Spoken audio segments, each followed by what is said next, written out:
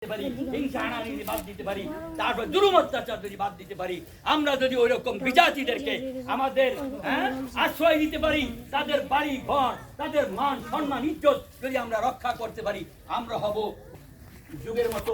এই যুগটাও আল্লাহ তাআলা কবুল করতে পারেন, তাই না?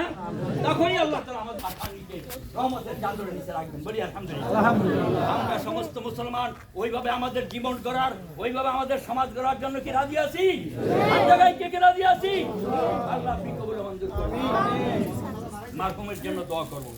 মারহুম আমার ছোট্ট বয়সে চাচাতো ভাই, অল্প বয়সে চলে গেছেন, অত্যন্ত নিরিবিলি জীবন যাপন করছেন। জীবনে কাউকে মানে একটা গালিও দেন নাই, এমন সরল ভাবে তিনি জীবন যাপন করছেন। আল্লাহ যেন তার চলার পথে যে ভুল ত্রুটি আমরা প্রত্যেকেই আমাদের আছে না, আল্লাহ যেন ভুল ত্রুটি থেকে মাফ করে দেন, বলি আমিন।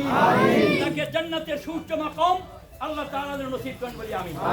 পরিবার ভুক্ত সদস্যদেরকে মাওলা যেন ধৈর্য ধারণ করার তৌফিক দান করেন, বলি আমিন।